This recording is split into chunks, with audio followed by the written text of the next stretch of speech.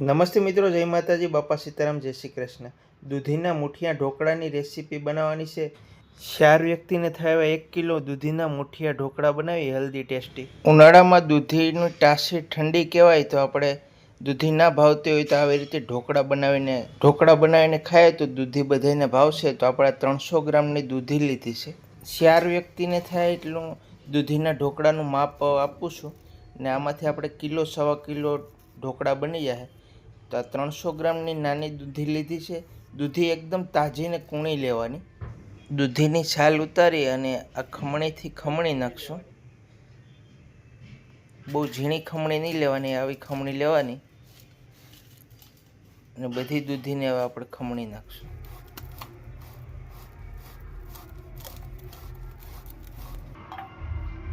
આદુ મરચાંની પેસ્ટ કરી નાખીએ।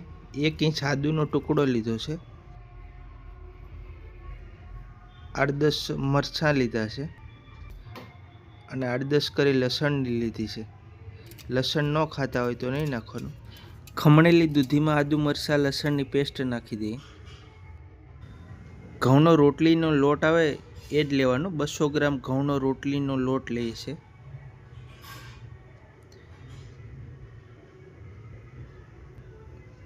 અને હવે આપણે એમાં 150 ગ્રામ બેસન નાખશું। ઝીણું બેસન આવે કોઈ પણ એ 150 ગ્રામ બેસન નાખીએ।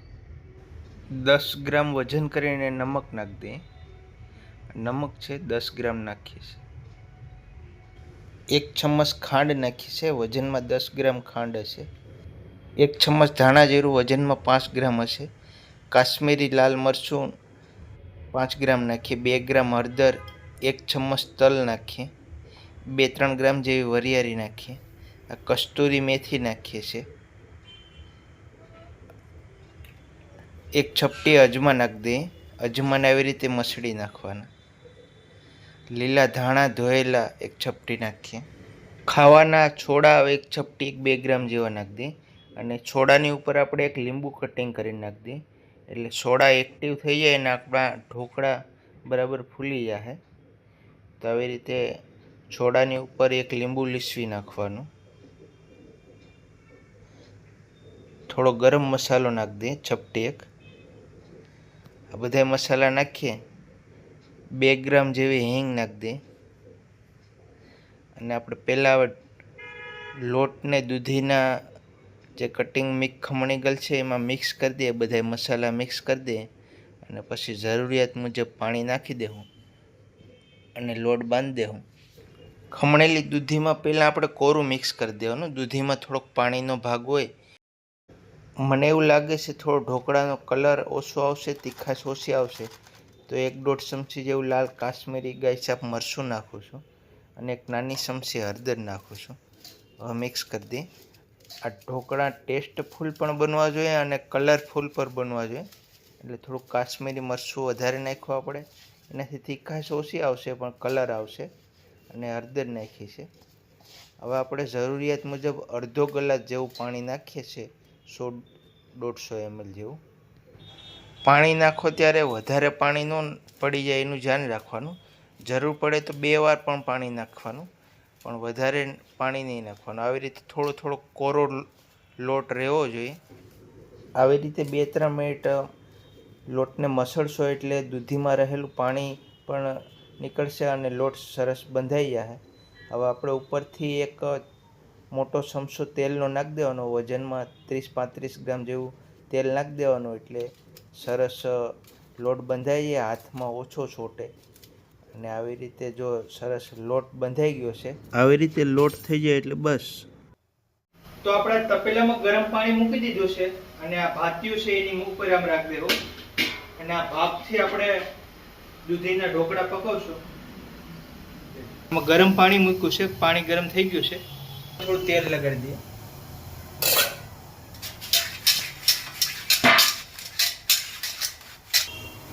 ઢોકળાને શેપ આપવા માટે થોડું હાથમાં તેલ લગાડી દેવાનું એટલે ઘઉંનો લોટ હાથમાં છૂટે નહીં। તો હવે આપણે આવી રીતે મોટી સાઈઝના ઢોકળા બનાવશું એટલે સરસ પાતળા જેવા ઢોકળાનો દેખાવ આવે। તો મિત્રો આપણે આવી રીતે બધાય ઢોકળાનો શેપ આપી દેવું અને આ ઢોકળા ખૂબ જ ટેસ્ટી બન્યા હતા આપણે. તો આવી રીતે તમે દૂધીના ઢોકળા બનાવવાની ટ્રાય કરજો, મસ્ત બનશે બનાવવામાં. રેસીપી એકદમ સિમ્પલ છે અને કાંઈક નવીન આઈટમ બનશે. ઘરમાં ઢોકળિયું કુકર હોય કે કોઈ ઇડલીનું કુકર હોય કે કોઈ પણ કુકર ના હોય તો આવી રીતે તપેલાથી તમે સેટઅપ કરી કોઈ ભાતિયું છે કોઈ જારીવાળું વાસણ મૂકી દો તો પણ આરામથી ઢોકળા બની જાય. તો આપણે આવી રીતે બધાય ઢોકળાનો શેપ આપી દઈએ અને આ જે મારી પાસે મોટું ભાતિયું છે એમાં ગોઠવાઈ જાય એ રીતના શેપ આપી દઉં છું. ઢોકળાનો શેપ આપતા હોય ત્યારે થોડું હાથમાં તેલ લગાડી દેવાનું, એટલે બેસન છે ઘઉંનો લોટ છે હાથમાં ચોંટે નહીં. ઢોકળા બનાવવામાં થોડીક મહેનત પડે છે પણ આનો ટેસ્ટ ખૂબ જ સરસ આવે છે, ખાવાની પણ મજા આવે છે. તો આપણે આવી રીતે બધાય ઢોકળાનો શેપ આપી દીધો. હવે ભાપથી પકાવી દઈએ આને. તો આપણે તપેલામાં ફૂલ પહેલાં ગરમ પાણી કરી નાખવાનું. આ ભાતિયાની ઉપર આવે એક કાથરોડ ત્રાણ જે પેક બેહે અંદરથી હવા ના નીકળે એવી રીતે ફીટ બેસી જાય એવું રીતનું સેટઅપ થતું એ રીતનું ગોઠવી દેવાનું. ફાસ્ટ ગેસ ઉપર આપણે ઢોકળાને 30 મિનિટથી 35 મિનિટ પકાવવાના છે. 35 મિનિટ તો ઓછામાં ઓછા પકાવવાના જ. ઢોકળા પકાવવા મૂકાઈને 35 મિનિટ જેવું થઈ ગયું છે અને આપણે જોઈએ ઢોકળા કેવી રીતના પાક્યા છે. દેખાવમાં જ ઢોકળાની સાઈઝ ફૂલી ગઈ છે એટલે ઢોકળા સરસ પાકી ગયા છે. આમાં આપણે ખાવાના સોડા નાખ્યા હતા અને માથે લીંબુ નાખ્યું હતું એટલે સરસ પાકી ગયા છે. જો મેં શાકામાં જોયું છે એટલે એવું લાગે છે સરસ પાકી ગયા છે. હવે આપણે ઢોકળાને બહાર કાઢી લઈએ અને આને પંખા નીચે આપણે સુકાવા 30 મિનિટ સુધી મૂકી દઈએ. ઢોકળા સુકાઈ ગયા છે, 30 મિનિટ થઈ ગઈ છે. ગરમ ગરમ ઢોકળા નહીં કાપવાના, ઠંડા થઈ જાય પછી જ કાપવાના. તો આવી રીતે કટિંગ કરી નાખીએ. જો કટિંગ કરવામાં તમે જોઈ શકો કેવા સરસ પાકી ગયા છે અને દેખાવ પણ સરસ આવે છે. ઢોકળાનો શેપ પણ સરસ આવે છે, પાતરા જેવો શેપ આવે છે. મસાલાથી ભરપૂર આપણે આ ઢોકળા બનાવ્યા છે. આપણે કેટલા મસાલા નાખ્યા એ વિડીયોમાં બતાવેલું જ છે. તો આનો ટેસ્ટ પણ ખૂબ જ સરસ હશે. તો હું આવી રીતે બધાય ઢોકળા કટિંગ કરી નાખું છું. જો કટિંગ કરવામાં કેટલી મજા આવે છે, એકદમ કાંઈ તૂટતું નથી અને આ ઢોકળા વઘારમાં પણ કાંઈ તૂટશે નહીં, કારણ કે આવી રીતે આપણે લોટ બાંધ્યો છે, એકદમ ધ્યાન દઈને બધું કામ કમ્પ્લીટ પડ્યું છે. તો જો દેખાવમાં સરસ આવે છે. તો આપણે આવી રીતે બધા ઢોકળા હું ફટાફટ કટિંગ કરી. એકદમ મસ્ત દૂધીના ઢોકળા બન્યા છે, કટિંગ કરી નાખ્યા છે આપણે. હવે આપણે એનો વઘાર મારી દઈએ. તો મિત્રો આ બકડિયાનું વજન 1.5 કિલો છે. ઢોકળા કેટલા બને એ વજન કરીને તમને બતાવી. 0 કરી દઈએ. અત્યારે આપણે માઇનસ કરી દીધું છે. આમાં આપણે 50 ગ્રામ તેલ નાખી દઈએ વઘાર માટે.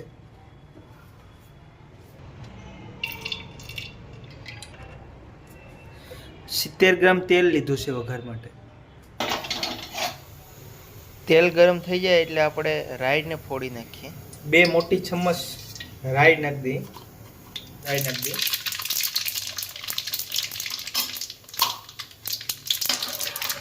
બધી રાઈને બરાબર ફૂટી જવા દેવાની, બાકી વઘાર બરાબર જામશે નહીં. એટલે રાઈ ફૂટી જાય પછી જ આપણે આગળના બધા બીજા મસાલા નાખીએ. થોડી હિંગ નાખી દઈએ. 2 ચમચ તલ નાખી દઈએ. થોડી વરિયાળી નાખી દઈએ. મરચાં નાખી દઈએ.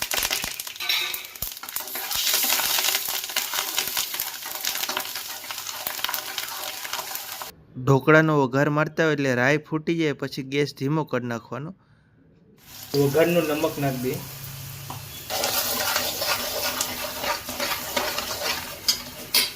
નાખી દઈએ.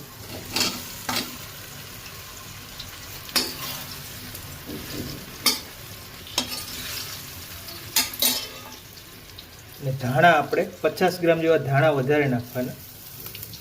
આ દૂધીના ઢોકળામાં મને લીલા ધાણાનો સ્વાદ વધારે ગમે એટલે વધારે નાખું છું.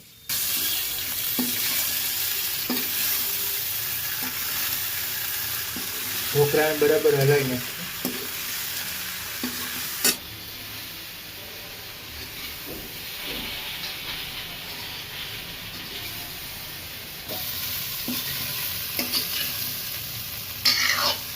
ઢોકળાને થોડા ક્રન્ચી થવા દેવાના, 3-4 મિનિટ પકાવવા દેવાના.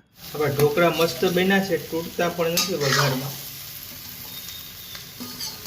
2 મિનિટ આપણે આવી રીતે વઘારમાં ગરમ થવા દેવું.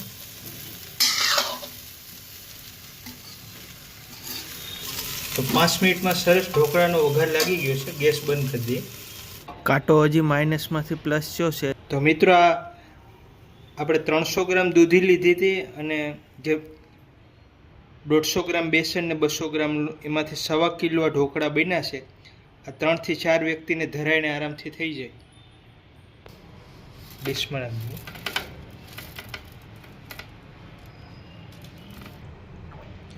તો આવી રીતે મસ્ત ઢોકળા બની ગયા છે, વઘાર પણ લાગી ગયો છે અને દહીંને હારે ખાવ, ચટણીને હારે ખાવ, મજા આવી જાય.